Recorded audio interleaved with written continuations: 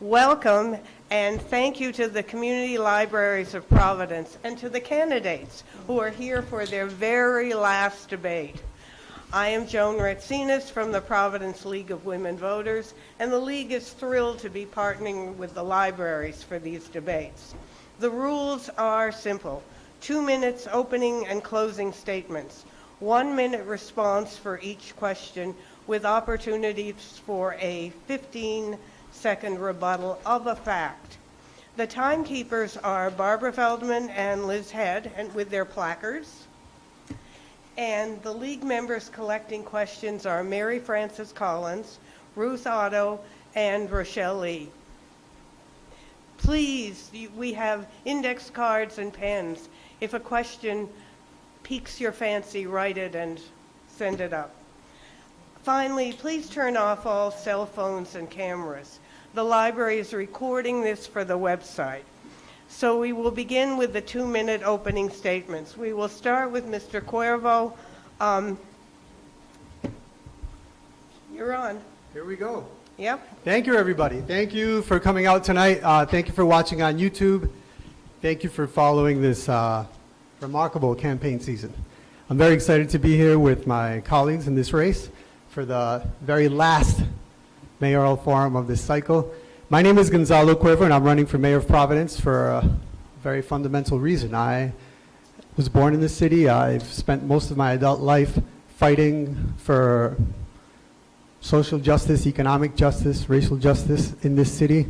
And I believe that Providence is a remarkable place, but there are two realities that people are living in Providence. There's one reality for upwardly mobile folks who can afford to live here, who can afford to pay the increasing rents, who can afford to enjoy the amenities and the remarkable assets that make Providence so special. And there's another reality for people who are surviving, who are getting by, who are being squeezed out of the housing market, and who are just having a tough time making ends meet. That gap between those two realities holds us back.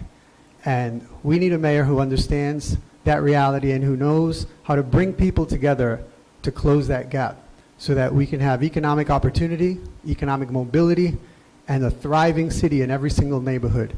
I believe that I am that candidate. I have spent most of my adult life advocating for families, for small businesses, for neighborhoods in this city. I've had experience as a small business person. I've worked in the nonprofit sector. I've worked at the highest levels of government in city and state government. And I've been able to put together the broadest, widest coalition of support in this campaign. And I'm very excited about that. And I think that in a couple of days, we will have the opportunity to win this election and move this city forward. Thank you very much. I look forward to answering your questions and having a lively conversation tonight. Thank you. Councilwoman LaFortune. Thank you so much to the League of Women Voters, the Providence Community Libraries, the people who are watching online, and also folks who are here this evening. My name is Councilwoman Yerva LaFortune, and I'm running to be the next mayor of Providence. I actually grew up not too far from here on Verndale Avenue, in which my parents have lived in the same house for over 31 years. I grew up on the West End, South Side, in Washington Park, clearly neighborhood. I'm a proud product of Providence Public Schools, and my kids are Providence Public School kids. My daughter is in 7th grade. We need a mayor who understands the issues that impact families in the city of Providence. A mayor who has both the lived experience as well as professional experience to move our city forward. My family came here in the early 1980s, escaping a dictatorship in Haiti, and due to poor immigration policies that so many immigrant families face today, I was separated from my family. But I joined them, and it was through opportunities and resources that I was able to thrive. We need a mayor who's going to prioritize our educational system to ensure that education is accessible, a quality education is accessible to every child in every neighborhood. We also need a mayor who's going to ensure that every person in the city of Providence feels safe, regardless of where they're living or walking through. I lost my partner to gun violence over 17 years ago, and since then I've been doing advocacy work. That's why I was endorsed by the Rhode Island Coalition Against Gun Violence. We also need a mayor that's going to ensure that everyone in the city of Providence can afford to live here. Affordable housing is key, but also access and pathways to home ownership is also important. And more importantly, a mayor who's going to work for the residents, environmental mitigations, making sure that basic services are delivered, and and just a mayor who gets the residents and who will move our city into the future that it deserves to be. So I'm excited to talk to all of you tonight and answer questions, and we are on the pathway to winning on September 13th. Thank you for being here. Thank you, and thank you, Mr. Smiley. You are next. Great. Thank you, everybody, for being here tonight. Welcome to the folks online. My name is Brett Smiley, and I'm also running to be mayor here in Providence. Providence has all of the assets to be a true world-class city, and I believe also can be one of the best-run cities in the country by focusing on what matters, quality of life issues impacting all of us in every neighborhood in Providence. We need a mayor and we need a city that focuses on these core quality of life issues, everything from finally fixing streets and sidewalks to having resilient infrastructure to be able to accommodate storms like we just experienced 2 days ago. But being the best-run city in the country also includes having the best-run school system in the country. We're 3 years into the state turnaround effort, and we've not yet seen any results. We need a mayor who's going to work with the next governor to get the turnaround back on track, to start delivering real, measurable improvements to families and students in Providence. And we need to restore a sense of safety to Providence. Restore a sense of safety by embracing community policing like we've done once before, by adequately staffing our police department in order to have real community policing, while at the same time improving opportunities for young people to get at some of the root causes of the challenges in our neighborhoods. And finally, we need a real and sustained economic development plan that includes a plan for affordable housing. Over the last 8 years, I've had the opportunity to serve as the city's first chief operating officer, chief of staff to Governor Raimondo, and the state's director of administration through the worst days of the pandemic. I'm confident that I can build a team on day one of professionals who can meet these challenges and make Providence a true world-class city and the best-run city in the country. Thank you. Thank you. Now we start the questions with 1-minute answers. We begin with Councilwoman LaFortune. The question is, the city, and this comes from a voter, the city is in desperate financial straits, hovering near bankruptcy.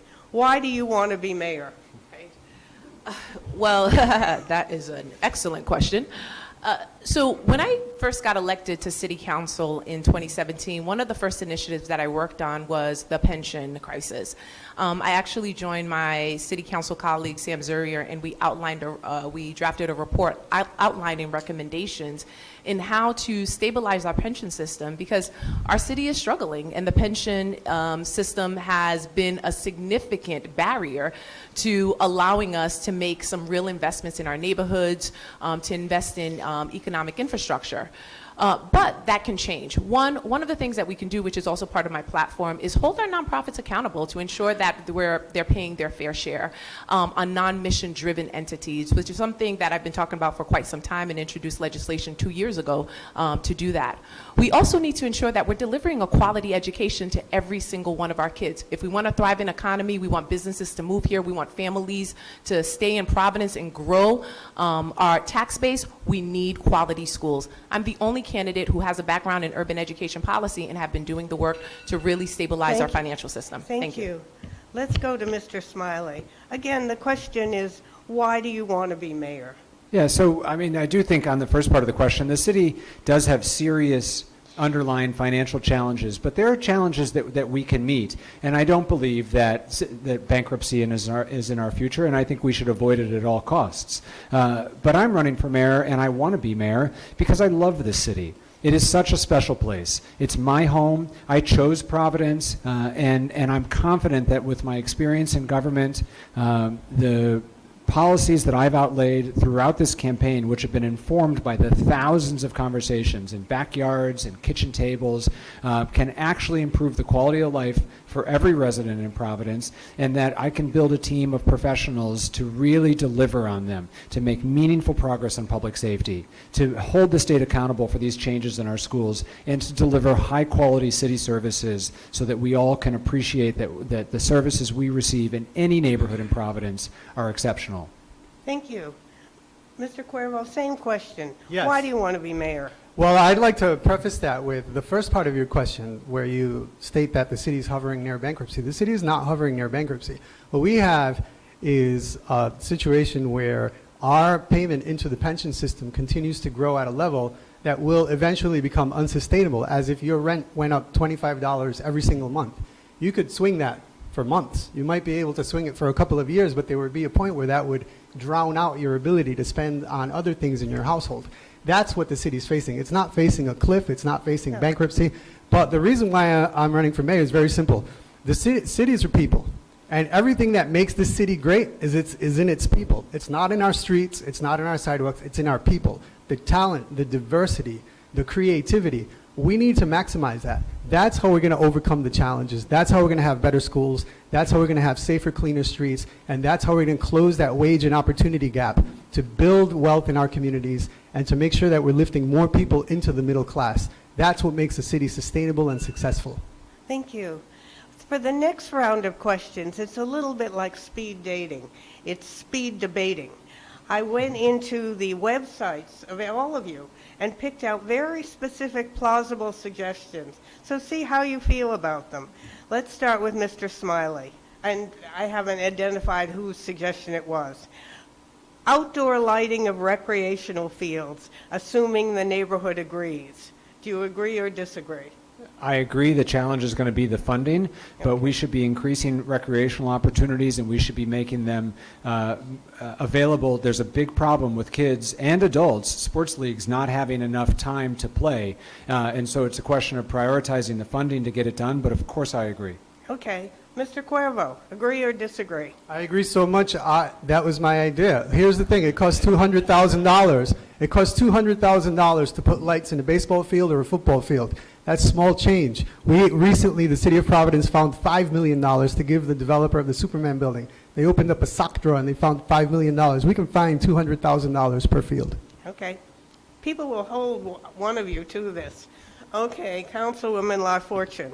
Not only do I agree, right in my own, the ward next door, Ward 2, Hope High School, the lights would get shut off at a certain time, and the former councilperson allocated funding, and I provided supplement funds to ensure that those lights were open. We do need to ensure that our kids have recreational opportunities that are safe, investing in our rec centers, as well as ensuring that the lights are on so that they can play and be a part of programming that keeps them off the streets but gives them pathways to opportunities, mentorship, and also, building future leaders in our community. Okay, now we go to Mr. Cuervo, I think. Direct money from the traffic cameras to improving city streets, traffic calming, repairing potholes. In other words, direct the traffic camera monies to the streets. Well, I think, traffic calming is a serious thing. People drive way too fast in our neighborhoods. But people have a fundamental difference, a philosophical difference with the concept of unmanned cameras taking pictures like Big Brother and sending you a ticket. So I think what we should be thinking is these cameras were presented as a solution, as a traffic calming solution, and what they have become is revenue generators, often more so for the private company that runs them than for the city itself. What we should be doing is we should be designating the revenue that the city gets into a fund that we can use to implement alternative traffic calming solutions that will eventually make the cameras unnecessary or obsolete. Okay. Councilwoman LaFortune, how do you feel about directing the traffic camera money to improving city streets? So those revenues can be used in many areas, but directing them to improve the quality of our roads, our street infrastructure, to make them safer, to invest in traffic calming measures, I think it's important because they're there because people are speeding and we have poor infrastructure. So if we can use that revenue that's generated to fix the problem that has existed for quite some time, I think it will transform our streets and make our roads and our communities much safer. Okay, Mr. Smiley, same question. Yeah, the speeding cameras around our schools, the primary goal should be to keep students safe and pedestrians safe and change behavior, not as a way to make money. I do have a detailed, I actually just released a infrastructure plan yesterday and encourage folks to check it out at smileyformayor.com with a much better way to care for our infrastructure, a much more efficient way to care for our infrastructure so that when we do fix our streets and sidewalks, we fix it the right way the first time and we don't continue to spend money on it. But I don't look at those traffic speeding cameras as a revenue generator, but they should be looked at as ways to keep pedestrians safe. Okay, thank you. Next question, we'll start with Councilwoman LaFortune. Down payment assistance for newly hired teachers, firefighters, and police officers who move to Providence. Absolutely. I do think, I think that's part of my plan. One of the areas that I've talked about. But we should have incentive programs because we know that there was a charter that was in the city in the past that required all municipal employees to live in the city of Providence. Once that charter was lifted, we saw a flight. So many of our city workers left the city and they're living outside of the city of Providence. I think this is an opportunity for us to attract teachers, firefighters, police officers to live in the cities in which they're working in the cities that they're serving. So students can see them and people can see them and they're building community. There are other municipalities that have done it. Massachusetts has a requirement. Philadelphia has a program. I have a dear friend who's a teacher at a public school. She and her husband were able to buy their first home in the city in which they're serving. So I do think that's a way to incentivize our city workers to live in the city of Providence, but also have an opportunity to have access to owning their home as well and be deeply vetted, Okay, vested thank in our you. city. Mr. Smiley, down payment assistance for newly hired teachers, firefighters, and police officers. So I support incentives to get our public employees to live in the city. Police officers, firefighters, teachers, public employees. I'm open to down payment assistance. I know other cities have also offered property tax discounts. There are a variety of strategies because we can no longer legally require it to incentivize public employees to live in the city, and I'm open to exploring all of them. I think we would be a better city if our neighbors were our kids' teachers, our police officers, our firefighters. Okay, Mr. Cuervo. Am I supportive of that idea? Yeah. Oh, my thing just died. Okay. Thank you. Yeah, I'm so supportive of that idea that that's actually in my policy platform at gonzaloforprovidence.com. I think it's really important. Around 2004, 2005, the General Assembly rescinded residency for municipal employees. And I think that's had a terrible impact on our city. I think it's critically important to have people who choose to live here and who are vested in their community, to have teachers that are part of the community, to have firefighters and police officers that are part of the community. And the way to do that is to incentivize first-time home ownership, owner occupancy. They would have to live in the home at least 5 years in order to get that loan forgiven. If they sell the home within 5 years, they have to pay back when they sell the home. So absolutely. Okay, you're all in agreement. A little more controversial one, depending on neighborhood. Upzoning, allowing people to incorporate accessory apartments into their homes or lots without zoning approval. They would still need building permits. So let's start with Mr. Smiley. Yeah, I think accessory dwelling units, also known as granny flats, in-law apartments, they go by many names, are a key part of the strategy to meet our housing needs in the city. With rising housing costs and rising property taxes, I think it's a way for folks to be able to afford to continue to live in their home because they'd have a revenue stream. We know that owner-occupant landlords are usually the best landlords, and I think it can make a meaningful improvement in the number of additional rental units available in our city. Finally, I think as part of this same process of allowing for ADUs, we should take a look at all of we know that there is a proliferation of illegal apartments in our city, and I think we should take the opportunity to bring those units into compliance to make sure that they're safe and to code, but to allow them to become legally into the process so that we can actually have tenants living in safe, reasonable accommodations, but also help landlords adjust to that reality. Thank you. Mr. Cuervo, same question about upzoning. Oh, Upzoning is a critical part of solving the housing affordability problem. What Brett refers to as granny flats and accessory dwelling units, in some parts of the city, that's a very quaint way of describing them. In other parts of the city, they're simply illegal apartments that have been occupied for years and in some cases decades. And so you have two family homes that are basically 3 family homes and so on and so forth. And there reaches a point where it becomes unsafe because then you have people building out basements and people living in apartments separated from a furnace that could suffocate them or poison them. We have to create a more liberalized zoning ordinance so that we can address the lack of affordable housing, and we can also legalize and make sure that these dwellings that are already existing are up to code and safe for their inhabitants. Thank you. Councilwoman LaFortune, your thoughts on upzoning? So part of my affordable housing plan is to also look at some of our zoning policies, and upzoning is an opportunity for us to have more affordable housing units. However, we do have to do it well, and we do have to ensure that there are regulations that are in place to ensure that landlords are not just, putting people in unsafe environments and unsafe housing, and also ensure that inspection is done. But it is a way to increase the affordable housing units throughout the city of Providence. It's been done elsewhere. We also have to be careful to make sure that it's not just a bunch of people renting to students and driving the price of rent up throughout the city of Providence. So we do need to have zoning policies and regulations to ensure it's done right and it's done legally, but also there's accountability measures so people are not in unsafe housing. Thank you.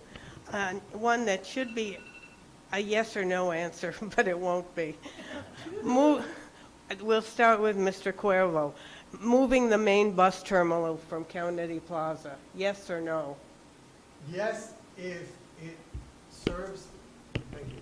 Yes, if it improves the transit experience for people who actually use transit. Absolutely yes. But it needs to be done with their input, their feedback, and they need to be a part of the process. Okay, thank you. Councilwoman LaFortune, moving the main bus terminal from Kennedy Plaza.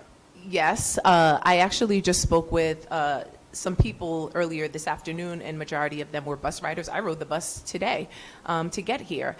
We do need to have a safe area that's accessible, that will increase ridership, where it's centralized and people can buy their bus tickets, make sure that there's accessible bathrooms for folks. So I do think that if increased ridership, it reduces the amount of time people are transferring from one bus to the other. I do think it will work as long as we keep in mind the riders and get input from them. But there is a plan right now to change the location. It'll be right across the family court. As long as we gather input from riders, and it's also environmentally safe, I think this is an opportunity for us to transform our transit hub in the city of Providence and make it safer, greener, and cleaner for all people who are riding the bus. Okay, thank you. Mr. Smiley, moving the main bus terminal from Kennedy Plaza. Yes, if the plan stays as it is, then yes. It does not increase any transfers for riders. It does include amenities for riders and drivers. There's been discussion actually that affordable housing would be built above it. So I do support it, assuming it doesn't change again. Okay, thank you. Next question is about rent control. Should we have some kind of percentage, 3-4%, that would of course allow for increases in property taxes and utilities? Just some way of tamping down a dramatic spike in rents. What are your thoughts? We'll start with Councilwoman LaFortune. I do think we have to get a grasp on the rising rent throughout the city of Providence, throughout the state of Rhode Island, and to create pathways from home ownership. We can't just come up with an arbitrary number and say that this is the number that we need for rent control, because there are landlords. In fact, I talked to a landlord who has a multifamily house on Adelaide, and one thing she shared was, listen, I've had the same tenants for many years. My utilities continue to go up. My taxes continue to go up. I need to be able to afford to pay the mortgage and also some of the bills that my tenants do not pay. And if there's a cap, then I have to transfer that cost on my renters, or they'll have to increase the rent every year at the max level. What I do think we need to do is build more affordable housing. I introduced an ordinance 2 years ago that would build affordable housing throughout the city of Providence on all development, and it would be based on the average median income household, so that anyone who's getting a tax incentive, they're allocating units to affordable housing and also investing in more housing for people to own their own homes. Thank you. Mr. Smiley, let's hone in on rent control. That would, of course, allow for increases in property taxes and utilities. Right, so we need a dramatic expansion of affordable housing in the city of Providence. Rent control is not the way to do that. Rent control does not work. The academic literature on it's quite clear that it does not work in other cities. There are clear winners and losers from the get-go. It does nothing to control costs for the property owners, and it has the impact of property owners then failing to invest in their properties, and then the properties become deteriorating and a blight on the neighborhood. The right way to go about this is through the dramatic expansion of permanently subsidized affordable housing throughout the city at every level. We do this in the city already, and we do it with some very good developers, but they need to accelerate and expand the pace of development, do something about the vacant, abandoned, blighted properties throughout our city to turn them into affordable housing opportunities. That's the right way forward. Okay, Mr. Cuervo, the same rent control question. Rent stabilization is part of a comprehensive and bold affordable housing plan that I rolled out a couple of weeks ago. Rent stabilization has worked in some models, and in other models poses significant challenges. But the fact is that what doesn't work is having people being asked to jump from $1,000 a month to $1,700 a month overnight. And we're seeing that over and over again. I own property. I have tenants. I understand the challenges of owning property. But I also understand that the current model is not sustainable. And what I'm offering is the development of a municipal developer model, which is a comprehensive model that's being used in other parts of the country, revamping our approach to zoning, and offering rent stabilization. This is something that will have to be discussed with the city council, with the community, and that will include both landlords and tenants until we reach something that is workable, that is not going to be an undue burden on anyone. But the current system, the status quo, is broken and does not work. Okay, thank you. A 15-second refutal of a fact. Okay. So in terms of the rent control, if there's going to be a bold approach to rent control, it also has to include new development. So, you know, with a plan that is saying that you're going to control rent on old development, but any new development, it's almost like saying that people who are poor can't have access to these opportunities. Where we have West Elmwood Housing, it has inclusionary zoning, and people are full rate or paying or subsidized. Do you want 15 seconds to? I think the councilwoman is misunderstanding the concept, and I would invite her to visit my platform at gonzaloforprovidence.com and revisit it. Thank you. Okay, thank you. Now we're going on to the art city, the creative capital. One of you had a plan for negotiating with business owners to let artists use unoccupied space for a minimum of a year. I don't know who did, but sounds plausible. Let's hear from Mr. Smiley. Do you like that? I don't know the details on that, but I do think that part of the reason that Providence is special is because of the arts and culture in our city and the incredible makers and creators and artists that live and work here. Particularly post-pandemic, we have a lot of vacant storefronts, vacant commercial space, and I think it would be terrific to see some of those spaces that are now dark be brightened with art installations, with working space for our artists, and as a way to both reinvigorate some of our commercial corridors, including downtown, but also as a way to continue to provide spaces for artists to sell their work, to show their work, to create their work. So it's an interesting idea, and I think would play to one of our strengths. Great. Okay, Mr. Cuervo. I think it's a fantastic idea. I think it's so fantastic it's on my website. We've seen this work in Los Angeles and in Chicago. And obviously there are circumstances that have to be met.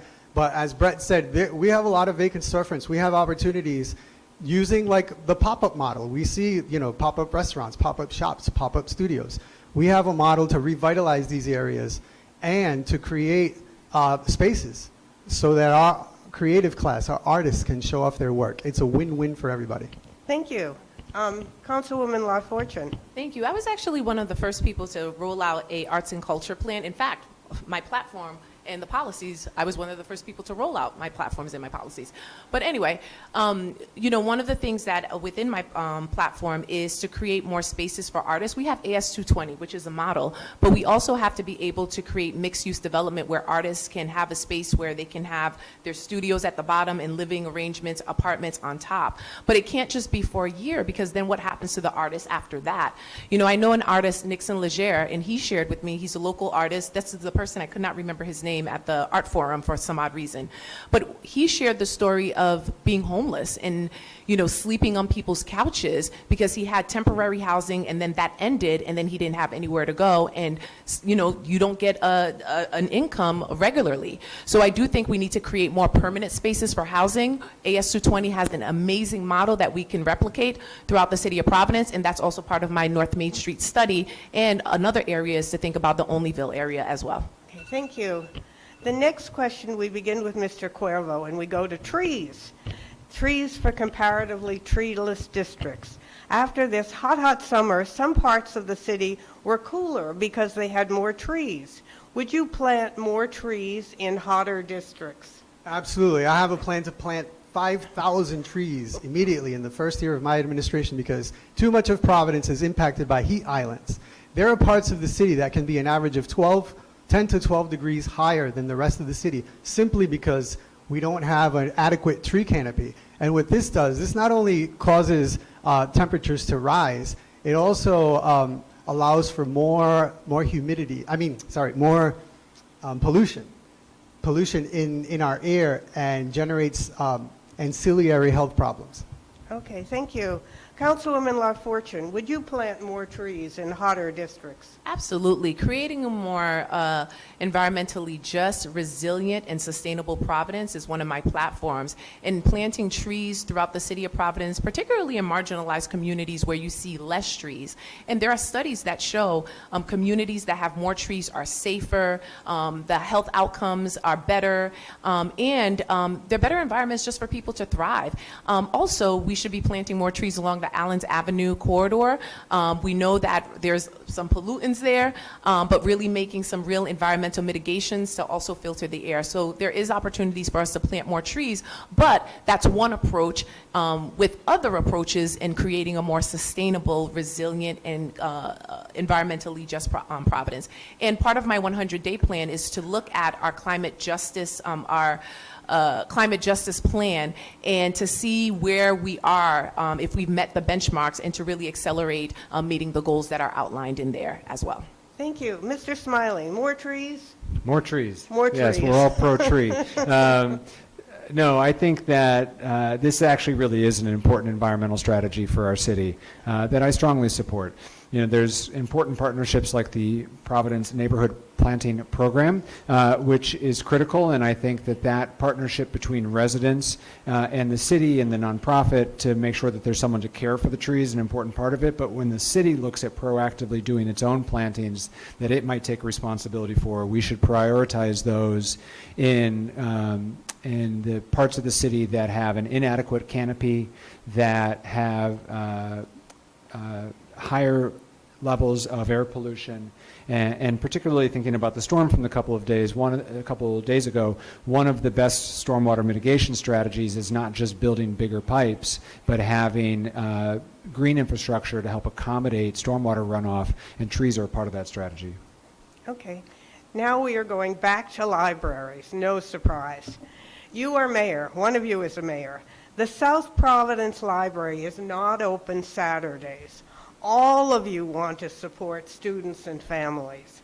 If the library is open with activities, there is a place to go and enjoy those activities for free, or for students to have a quiet place with fast internet and staff to help with assignments. Imagine a contingent from this library comes to your office post-inauguration, pre-budget, says that with more money, the library could be open Saturdays. What do you say? Let's start with Councilwoman LaFortune. And the librarian knows that you love libraries, all of you. I'm not going to say that, but I'll say I'll jump down how many story building for our libraries, which I have done, and I've raised money for Providence Community Libraries. You know, I have talked fondly of the impact that libraries have made in my life. When I was a kid, you know, living on Dartmouth Avenue, my dad and I would walk to the Southside Cultural Center for his English classes, and from there we would go to Knight Memorial Library. I used to come to this library because they had a checkers program, and I was pretty good at checkers. My brother has been teaching chess at Washington Park Library for over 10 years. We need to ensure that our libraries are community hubs. It's part of my before and after school plan. There are many families who don't have access to an internet. We didn't even have a computer. It just came out. And so this is an opportunity for us to invest in our libraries, work with our public schools, our recreational centers to create community hubs within our neighborhoods so that our young people, our adults have access to resources and services. Thank you. Mr. Smiley, what do you say? The librarian wants more money to open on Saturdays. It's hard to say specifically until we have a chance to look at the entire budget. As we talked about at the last library forum, the libraries are currently receiving some supplemental funds through the federal funds, the ARPA funds, and it's clear. It's clear for me. You stipulated it as a fact, Joan, that we all love libraries, but the libraries are much more than just a place to check out a book now, and we have people working remotely with the free Wi-Fi. We have student programs. We have adult education programs.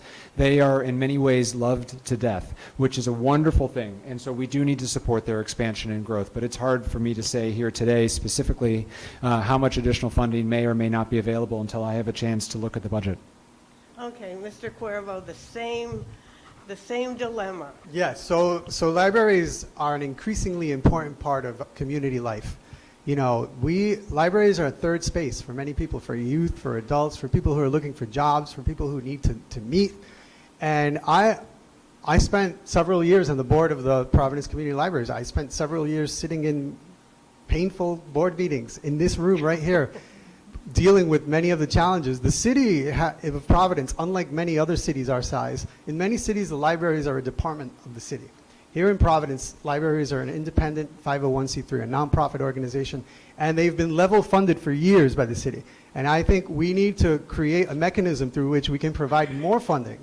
I can't put a dollar amount as to how much more funding that is, but I do have a plan in my economic development program where we would create neighborhood opportunity zones that would revolve around our neighborhood libraries that could generate additional revenue. And I think the city needs to pursue every opportunity to provide more resources to our community libraries. Thank you. And I suspect that in the taping of this, they will call out something. So whoever is mayor, someone will come. Okay, the next we start with Mr. Smiley. It's about bankruptcy. If a person cannot pay all the bills, bankruptcy to clear the debts is an option. If you cannot figure out a way to pay the pension debt within 2, 3, 4 years, is bankruptcy an option? Before we passed the pension obligation bond, some people talked about bankruptcy. Let's just do it. So how do you feel? Why or why not? So we are years, if not decades, away from being eligible for bankruptcy. Bankruptcy means the city can't pay its bills. You're exactly right. We can pay our bills. The challenge, as Gonzalo pointed out earlier, is that the growth of the pension is growing faster than revenue, and so every year we spend a little bit more on the pension and a little bit less on all of the other things we'd like to be spending money on. And so we are many, many years away from that. And for people who think that bankruptcy is a favorable solution, it's important to understand what that would entail. There's been enough of these around the country now that there's a kind of a set process. It would entail maximum tax increases.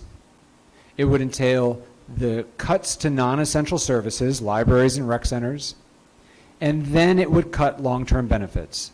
You can't just do one without doing the others, and this would be mandated by the judge. And so I think it is something that we should avoid at all costs, and I do not think it's something that we are eligible for now or anytime soon. Thank you. Mr. Cuervo. Yes, as Brett mentioned and we had discussed earlier, bankruptcy is not an option. We're very far. The city of Providence has a good bond rating from rating agencies, and we have good cash flow. We have the ability to pay our bills. What we're happening is we're crowding out our ability to invest in things that provide people with quality of life. And we're going to reach a point where that becomes no longer sustainable. The way we get around that is by growing our tax base, by holding our nonprofit large institutions accountable so they're paying their fair share, and by ensuring that the economy is growing so that there are more people paying taxes and our tax base is growing. You know, bankruptcy doesn't work. We've seen models of cities of all sizes. You know, people say, oh, well, Central Falls survived bankruptcy. Providence spends more money on school buses every year than Central Falls' budget. It's not comparable. We have plans to work through that, and we will work through that. Okay, thank you. Councilwoman LaFortune. Bankruptcy is not an option. Plus, we have to prove that we're insolvent and we're unable to pay our bills. And we have been paying into the pension system over these past many years since our current mayor has been in office. And just to illustrate the imbalance between the growth of our revenue and our expenses, our pension expenses continue to grow annually at 5%. The revenue that we're generating is at 2%. It's an imbalance. But we can take approaches to avoid bankruptcy a decade from now, many years from now, which we outlined, which I worked on the 2018 pension report. One, we should have a plan to transition into the state pension system, but do it responsibly so we can continue to pay into the current pension so that our retirees can get their benefits, because we're required to do that. Also looking at our city assets, like our buildings that have been sitting dormant, selling those off. Also growing our tax base. That means making sure we're holding our nonprofits accountable and they're paying their fair share, non-mission driven, and investing in our schools so that we can grow our tax bases as well. Thank you. Okay, now back to growing our tax base. Let's leave the nonprofits alone and look at businesses and jobs. We're starting with Mr. Cuervo. Do you have a plan to attract more businesses to the city? Yes, we need to have a two-tiered approach to economic development. One, a global approach that works closely and takes a leadership role in developing large-scale economic development. For the last decade or so, we've really taken the passenger seat to the Commerce Department. The state has really driven that bus. And we have an opportunity to play a greater role working closely with Commerce and with whoever the governor is and legislative leadership to do that. The other thing we need to do is really invest in neighborhood commercial and our neighborhood commercial districts. We have these great commercial districts that have a lot of potential. They're undervalued, they're underdeveloped, and they're often gateways into wealthier communities. We can develop them so they're creating jobs, they're expanding the tax base, and they're bringing in dollars from other communities. Thank you. Councilwoman LaFortune, your plan to attract more businesses to the city. So part of my economic development plan is to have a business liaison within economic development. That office has not been as effective as it can be in, one, attracting businesses, two, also providing resources for our small businesses and businesses, local businesses right here in Providence. I've talked to many business owners and entrepreneurs, and we have the tendency of losing our talent, or people just feeling like they have to know a guy just to get things done. So by having that business liaison, we can streamline services and resources and tools. We also need to improve in technology to make things more accessible. And finally, having an apprenticeship program, which is part of my plan, to retain some of our local talent, from our high school kids to our college graduates. I mean, we are a college town, but yet we lose many of that talent. So we need to have a mechanism to get them to stay here in Providence, and also working with Commerce to also reach out to people outside of the state of Rhode Island. I still remember an Essence report where someone came to Providence and thought this was a great city, and how can they live and invest here, and we should do a better job advertising Providence. Mr. Smiley, a plan to attract more businesses to the city. Yeah, the city needs a robust economic development plan. We did give it up to the state for the last couple of years, and I know that because I was Governor Raimondo's chief of staff, and we used to call the city the night before the ribbon cutting as a courtesy to invite them, because they were just not a part of the process. And so we need an economic development plan for the city. We need to diversify the economic development toolbox so that we don't just have the tax stabilization agreement as the only tool available for economic development. We need to recognize that housing is an economic development strategy. Creating housing, home ownership opportunities, and affordable rental opportunities are an economic development strategy, particularly post-pandemic, where more and more people are working remotely. It doesn't matter where the headquarters is anymore. We have the opportunity to have the people working here. And it's an incredible opportunity for cities like Providence, and we should take advantage of it. Finally, fixing our public schools is an economic development strategy. Workers want to live and companies want to be in a place where their employees can send their kids to high quality public schools. And so that is a key part of my economic development strategy. Thank you. We'll start with Councilwoman La Fortune, and we'll end before closing statements. Let's let this be the last one. Do you favor more charter school opportunities in Providence? I appreciate that question because, Mr. Smiley mentioned about fixing our schools as part of an economic development strategy. That's something I have been saying from the very beginning.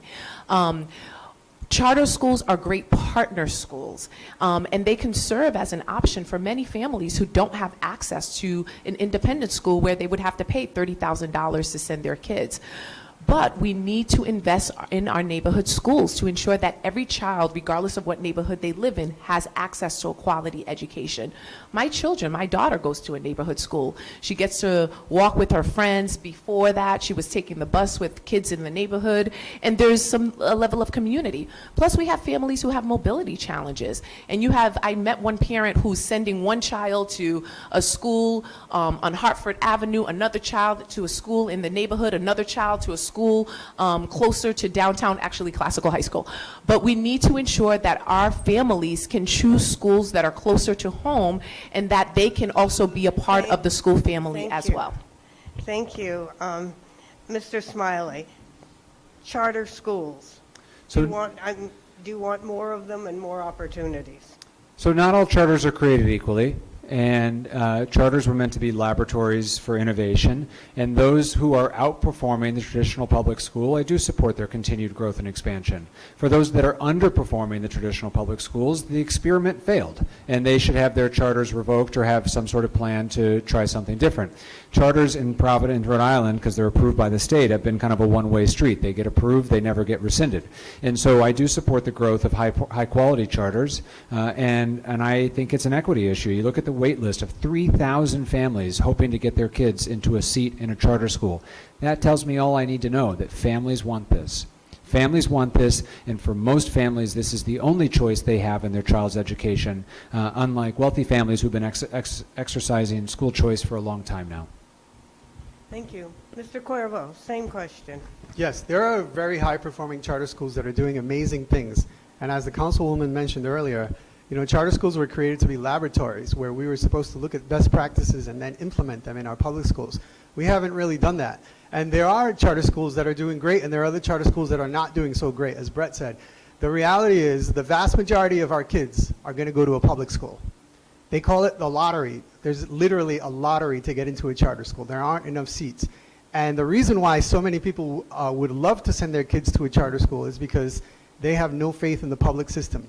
But yet, the vast majority of kids will end up in a public school. So we need to focus our energy on fixing our public schools and getting that right, because that's where the vast majority of our kids who do not pick the winning ticket are going to go.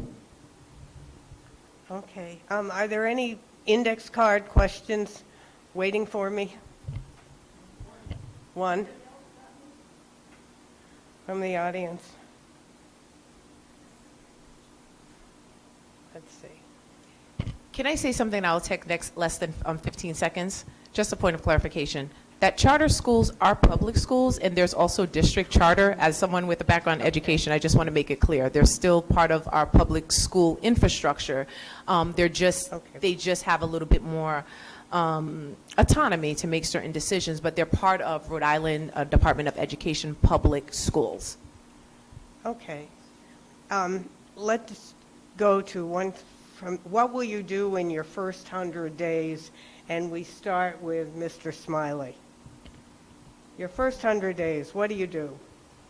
Yeah, so I'm going to get to work on day one. And for those of you who don't know, there is no general election for this race. And so we have the opportunity to plan a transition, to build a team over the next 3 months after Tuesday. And my first 100-day plan is not to make a series of new plans, but to get to work.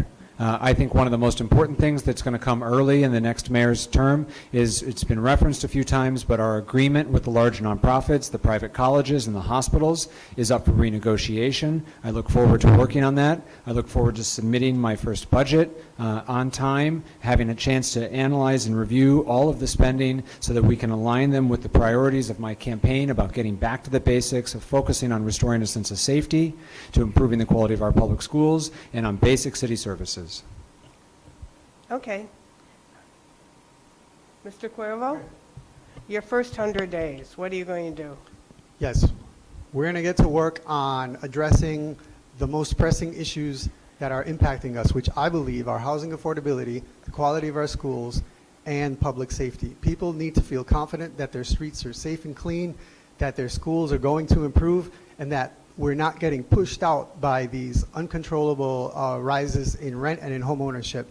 We're going to put together a team that has expertise in these areas. We're going to bring in leaders from across the board, business leaders, community leaders, parents, advocates, and we're going to get to work immediately on these issues. We've been at City Hall before. We know how to get things done.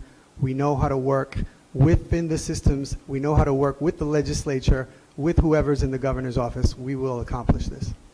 Okay. Councilwoman LaFortune. Well, as someone who's been an administrator in higher education for almost 20 years and going into units or departments as the new person in building my team, the first thing I'm going to do is put together a team of talented, high qualified people to serve our city. I think that's the first step that one should take within their first 100 days, and that's also part of my 100-day plan. But also looking at some of we have had plans that have been established in task force. So one, looking at our climate justice plan to see where we're at with meeting the benchmarks. Two, also having a pathway to transition our schools back to local control. Three, working at our housing crisis that has impacted so many families and bringing stakeholders to the table to look at some housing policies, to building more housing, addressing the rise of rent, as well as pathways to home ownership. And all that is outlined in my 100-day plan on votenirva.com. Okay.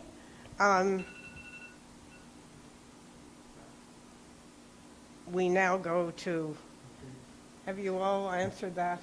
Yes. Okay. Then maybe we should just, it's getting late, maybe we should just do closing statements, starting with Mr. Smiley, going to Councilwoman LaFortune, and ending with Mr. Cuervo, because that will mirror what we have done for the last two debates, more or less. Great. So, 2 minutes. Thank you. Thank you all for being here. Joan, thank you for moderating once again. The election is in just 6 days, and we've hit on the issues tonight, but there are some very pressing issues coming our way in the next couple of years, some of which are going to hit next year. We talked a little bit about the challenge with our large nonprofits. Right now, 40% of the land in Providence is tax exempt. 60% of us are paying 100% of the bills, and many of the things that came up tonight cost money. And the challenge we always have is that we have too few people paying taxes to meet our needs. The next mayor is going to renegotiate, and I will negotiate a fair deal with our large nonprofit institutions to make sure that we finally get our fair share. Secondly, we've got a pension crisis and a pension obligation bond that looks like it's not a solution right now. We need to be prepared to deal with the rising cost of pension costs in the city and work on a plan B, which I believe is negotiating our way into the state retirement system. And finally, we have significant federal funds that we've received over the last year that's making it look like we don't have any financial problems at all. In fact, they were used to plug a budget gap this past year, and it's a real problem because that money is one-time money that's going to be gone soon. I believe that we need a leader in Providence who is ready on day one, who is experienced, who can put a team together to meet these very significant challenges and actually move our city forward. I'm so proud to have served as Governor Raimondo's first chief of staff, the state's director of administration through the pandemic, the city's chief operating officer. I've negotiated labor contracts at the local and state level. I've managed large workforces and multi-$100 million budgets. I'm confident that I can help us meet this moment and move our city forward. I'm asking for your vote on Tuesday. You can learn more at smileyformayor.com. And if you haven't done so already, I hope you'll consider voting early at 444 Westminster Street any day between now and Tuesday, including this Saturday. Thank you. Councilwoman LaFortune. Thank you so much, Joan, for moderating again, and thank you to Providence Community Libraries and League of Women Voters for, again, hosting another forum and our last one. Please also go to votenirva.com to learn more about my platform, my educational plan, as well as my 100-day plan. Listen, we need a mayor who's going to take action, who's going to get the work done to move our city into the future that it deserves to be. We are so tired of the status quo. There have been leaders and leaders in City Hall who've had positions of power, who served on boards, and who have been making promises for years after years. But we need someone who's going to take action. I've been on council for 5 years. I've passed legislation to increase social emotional support in our schools. When students, families, people in our community talked about a comprehensive public safety initiative and responding to nonviolent crisis when people are experiencing mental and behavioral health crisis, I led the effort to create the first behavioral health crisis initiative. I introduced legislation to build more affordable housing in the city of Providence based on average median income household, so that it's housing for all income brackets, from low to moderate income to people who are aging and to people who are homeless and transitioning to permanent housing opportunities. And we've been talking about our educational system since I was a student in Providence Public Schools. It is time that we elect a mayor who's going to be our educational mayor, who's not a political insider, but a mom, someone who's been a part of the community doing the work, from working to ensure that we pass the bond to fix our school buildings, which we are now starting to break ground on. I'm not going to make promises that I can't keep, but what promise I can make is that I'm going to work for the residents of Providence to move our city forward and to serve that city, the city that has invested and served me. Thank you. I encourage everyone to go to votenirva.com again and to vote for Nirva on September 13th. Thank you. Thank you. Mr. Cuervo. Yes, thank you so much for this opportunity. I'm very excited to be at this last of the many debates and forums. This is fantastic, particularly folks who are watching us at home or are going to watch us online. The city of Providence has unbelievable resources, and it also faces significant challenges. But, you know, my brand is not crisis. My brand is opportunity. And I think that my philosophy is cities are people. We have the people, we have the talent, we have the diversity, we have the creativity, we have the energy in our city, among our people, in every single one of our neighborhoods, to overcome every single challenge that our city faces. There are other cities that would bend over backwards to have half of the talent and half of the amazing people that we have right here in Providence doing amazing things. The challenge that we have is that there's this growing divide, which I've described earlier and which I have described throughout this entire campaign, between folks who are upwardly mobile and doing well and folks who are struggling to survive and getting pushed out of the city through no fault of their own. If we do not close that divide, everybody's impacted. Even those of us who are doing very well are impacted, because if the city's tax base does not grow, the city does not have the ability to provide those services that generate quality of life, does not have the ability to make that payment on the pension on the pension fund, does not have the ability to keep our streets safe and clean, and we will continue to decline. That is unacceptable to me. The way we change that is by lifting more people into the middle class, by creating opportunities for wealth, for generational wealth, for home ownership, for small business development. And yes, we need to make sure that our streets are paved and clean and the work is done on time.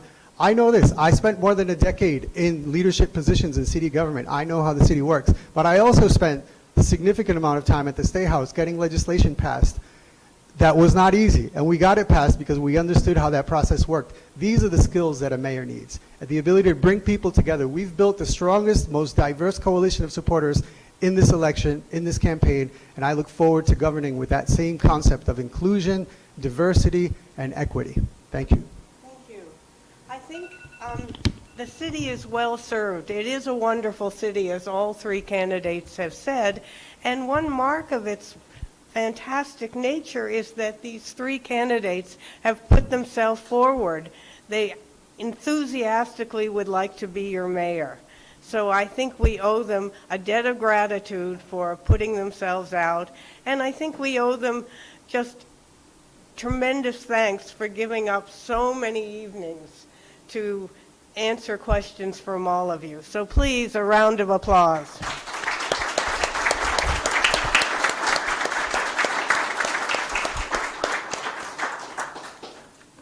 Well, thank you. Thank you. Thank you. And the library questions will dog you.